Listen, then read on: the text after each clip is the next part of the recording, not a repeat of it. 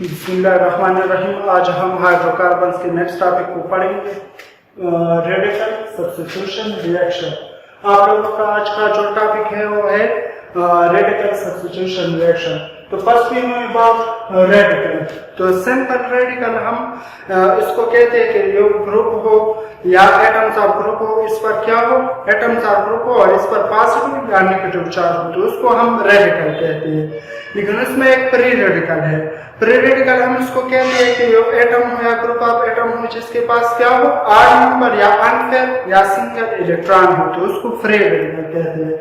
लेकिन radical substitution का मतलब ये होगा कि एटम या ग्रुप ऑफ एटम क्या करेगा, या जिस तरह हाइड्रोजन एक्स नेगेटिव है, एक एटम है उस पर नेगेटिव चार्ज है, वो आएगा और यहाँ पर सबस्ट्रेट मॉलिक्यूल या रिएक्टेंट को भी कहते हैं सबस्ट्रेट, जिसके पास एक ग्रुप अटैच है हाइड्रोक्साइड, ये नेगेटिव और एक्स नेगेटिव आएगा, इस कार्बन के साथ जुड़ जाएगा और ये हाइड्रोक्साइड ग्रुप अपनी जो सिग्मा बॉन्ड है वो इलेक्ट्रॉन को लेगा और यहाँ से लीव करेगा। तो यहाँ पर इस एक्स ने इस हाइड्रोक्साइड ग्रुप को क्या किया, रिप्लेस किया। एक्स यहाँ कार्बन के साथ अटैच हुआ, सिग्मा बॉन्ड बनाया और यहाँ पर हाइड्रोक्साइड यहाँ से लीव हुआ, आउट हुआ। तो यहाँ पर एक रेडिकल एक ग्रुप ने क्या किया, दूसरे एटम को रिप्लेस किया, तो उसको हम कहते हैं सब्स्टिट्यूशन रिएक्शन। अगर रेडिकल इस तरह करेगा तो उसको हम रेडिकल सब्स्टिट्यूशन रिएक्शन कहेंगे। ठीक है, फॉर एग्जांपल यहाँ पर प्री रेडिकल के हम एग्जांपल लेते हैं जिस तरह आप लोगों ने 9th क्लास में भी पढ़ी है। ठीक है, प्री रेडिकल तो इसमें इस तरह होता है कि क्लोरीन मॉलिक्यूल में लेता हूं, यहाँ पर जो क्लोरीन एटम्स के दरमियान जो सिग्मा बॉन्ड होती है वो इस तरह ब्रेक हो जाएगा कि इलेक्ट्रॉन के डिस्ट्रीब्यूशन दोनों एटम पर सेम होंगे। मतलब ये बॉन्ड की जो इलेक्ट्रॉन है सिग्मा बॉन्ड की, दोनों के पास अनपेयर्ड ऑफ इलेक्ट्रॉन होंगे, ये बॉन्ड इस तरह ब्रेक होगा और उसको हम होमोलाइटिक फिशन कहते हैं। बाद में हम डिटेल से डिस्कस करेंगे कि ये हमने ये bond breaking single headed arrow पर रिप्रेजेंट किए। एक इलेक्ट्रॉन इस क्लोरीन के पास चला जाएगा और दूसरा इलेक्ट्रॉन इस सिग्मा बॉन्ड की इस क्लोरीन के पास चला जाएगा, तो ये टू क्लोरीन फ्री रेडिकल बनेंगे। दोनों के पास सिंगल या अनपेयर्ड या ऑड नंबर इलेक्ट्रॉन है। ठीक है, इस तरह मीथेन में भी इस तरह होगा। कार्बन और हाइड्रोजन के दरमियान ये बॉन्ड होमोलाइटिकली फिशन होगी और दोनों के दरमियान एक इलेक्ट्रॉन इस कार्बन के पास चला जाएगा और एक हाइड्रोजन के पास। ठीक है, तो यहाँ पर एक हाइड्रोजन फ्री रेडिकल बनेगा, एक कार्बन। तो यहाँ पर ऊपर क्लोरीन फ्री रेडिकल बना है। एक ये कार्बन और क्लोरीन की जो फ्री रेडिकल इलेक्ट्रॉन है दोनों कंबाइन होकर सिंगल हेडेड एरो पर फ्री रेडिकल रिप्रेजेंट होती है। तो दोनों कंबाइन होकर क्या बनाएंगे, मिथाइल क्लोराइड, ये अल्काइल हैलाइड बनाएगा और एक जो हाइड्रोजन फ्री रेडिकल यहाँ पर बना है और दूसरा भी क्लोरीन है। ये क्लोरीन के दोनों कंबाइन होकर क्या बनाएंगे, HCl बनाएंगे। HCl हाइड्रोजन और क्लोरीन कंबाइन होकर एक HCl बनाएंगे। तो ये एक फ्री रेडिकल सब्स्टिट्यूशन का क्या है, एग्जाम्पल है, रिएक्शन के एग्जाम्पल है। क्योंकि इसमें आप लोगों ने देखा कि क्लोरीन ने क्या किया, मीथेन से हाइड्रोजन को रिप्लेस किया या मिथाइल क्लोराइड बनाया, तो मीथेन से मिथाइल क्लोराइड, तो इसको हम फ्री रेडिकल सब्स्टिट्यूशन रिएक्शन कहते हैं। ठीक है, ये फ्री रेडिकल सब्स्टिट्यूशन रिएक्शन किसकी वजह से होती है, इनिशिएट जो होता है स्टार्ट होता है न्यूक्लियोफाइल से भी स्टार्ट होता है। न्यूक्लियोफाइल क्या होता है, ये इलेक्ट्रॉन रिच स्पीशीज होता है। ठीक है, उसके पास इलेक्ट्रॉन ज्यादा होती है और ये इलेक्ट्रॉन पेयर को डोनेट करते हैं। तो ये बात में हम डिटेल से डिस्कस करते हैं। दूसरा जो है इलेक्ट्रोफाइल भी उससे इनिशिएट करते हैं, स्टार्ट करते हैं। जिस तरह इलेक्ट्रोफाइल क्या है, इलेक्ट्रॉन डिफिशन स्पीशीज होगा, इलेक्ट्रॉन की कमी उसके पास होगी। ठीक है, तो प्री रेडिकल भी करता है जिस तरह ऊपर किया। लेकिन जब रिएक्शन होता है तो इसमें इस तरह होते हैं कि बॉन्ड जो ब्रेक होते हैं और बॉन्ड ब्रेक होते हैं और प्रोडक्ट में न्यू बॉन्ड फॉर्मेशन होते हैं। तो यहाँ पर जब और बॉन्ड ब्रेक होते हैं तो वो दो तरीकों पर ब्रेक होते हैं, या तो होमोलाइटिकली ब्रेक होंगे या हेटेरोलाइटिकली ब्रेक होंगे। ठीक है, ये हम डिटेल से डिस्कस करते हैं किस तरह होमोलाइटिकली फिशन होता है और किस तरह हेटेरोलाइटिकली फिशन होता है। तो होमोलाइटिक फिशन पर हम डिटेल से डिस्कस करते हैं। होमोलाइटिक फिशन और होमोलाइसिस भी कहते हैं। Homo means same, lytic means splitting of bonds. ठीक है, फिशन या फिशन की स्प्लिटिंग को कहते हैं।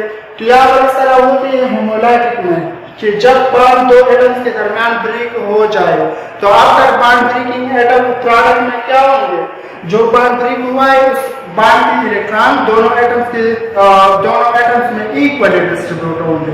दोनों एटम के दरमियान वो जो बॉन्ड के इलेक्ट्रॉन है वो इक्वली डिस्ट्रीब्यूट होंगे। जिस तरह ये एक बॉन्ड में 2 इलेक्ट्रॉन होते हैं और जब ये बॉन्ड ब्रेक हुआ तो एक इलेक्ट्रॉन इस एक के पास चला गया, दूसरा इस दूसरी एक के पास चला गया, तो यहाँ पर एक अनपेयर्ड इलेक्ट्रॉन इस एक के साथ, दूसरा इलेक्ट्रॉन इस एक के साथ, तो ये दोनों के पास एक एक सिंगल इलेक्ट्रॉन या 8 नंबर ऑफ इलेक्ट्रॉन है। और इस प्रोडक्ट को हम क्या कहते हैं, फ्री रेडिकल कहते हैं। क्या कहते हैं, फ्री रेडिकल। उसको हम न्यूट्रल स्पीशीज भी कहते हैं। उसके अलावा क्या होती है, उसके पास अनपेयर्ड या सिंगल या 8 नंबर इलेक्ट्रॉन होंगे।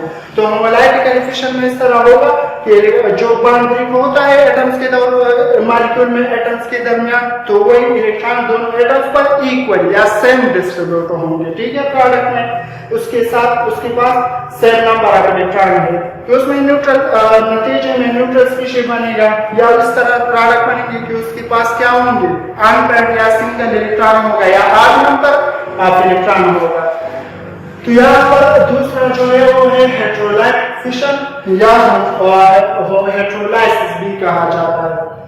तो हेटेरो मींस डिफरेंट और फिशन या लाइसिस मींस ब्रेकिंग। ठीक है, तो इसमें इस तरह होता है कि जो मॉलिक्यूल आप लोगों ने ली है उसके दरमियान जो बॉन्ड ब्रेक होता है वो दोनों एटम्स में इक्वली डिस्ट्रीब्यूट नहीं होंगे। वही बॉन्ड के इलेक्ट्रॉन दोनों एटम्स में इक्वली डिस्ट्रीब्यूट नहीं होंगे आफ्टर ब्रेकिंग का बॉन्ड। तो यहाँ पर ऐसा होता है कि बी की इलेक्ट्रोनेगेटिविटी ज्यादा होती है, तो यहाँ पर ये इलेक्ट्रॉन एरो रिप्रेजेंट करता है कि इलेक्ट्रॉन दोनों बी ने लिया। ठीक है, और ए ने उसको डोनेट की, तो बी ने जब इलेक्ट्रॉन ले लिया तो उस पर कौन सा चार्ज क्रिएट हुआ, बी पर, तो उस पर नेगेटिव चार्ज क्रिएट हुआ, और ए ने उसे दे दिया तो उस पर कौन सा चार्ज क्रिएट हो जाएगा, पॉजिटिव, क्योंकि उन्होंने इलेक्ट्रॉन दिया और उन्होंने इलेक्ट्रॉन ले लिया, तो इलेक्ट्रॉन नेगेटिव होती है क्योंकि बी पर नेगेटिव चार्ज आएगा। तो यहाँ पर जो सिग्मा बॉन्ड ब्रेक हुआ तो रिजल्ट में क्या बने, प्रोडक्ट में आयंस फॉर्मेशन हुआ। क्या हुआ, आयन। तो होमोलाइसिस में आयंस फॉर्मेशन नहीं होंगी और हेटेरोलाइटिक में क्या होगी, सिग्मा बॉन्ड की जब ब्रेक हो जाए दोनों एटम्स के दरमियान तो इलेक्ट्रॉन अनइक्वली डिस्ट्रीब्यूट होंगे दोनों एटम्स में प्रोडक्ट में, और उसमें result as a result ions formation होगा। क्या होगा, आयंस फॉर्मेशन। क्या आयंस फॉर्मेशन हुए। तो इस तरह इसके अलावा जो 2 अहम पॉइंट्स है, हम छोटे छोटे टॉपिक्स लिखेंगे, ऑर्गेनिक रिएक्शन में इंतहाई इंपॉर्टेंट है और हम बार बार उसको डिस्कस करेंगे। ठीक है, तो आप लोग को ये याद रखनी चाहिए।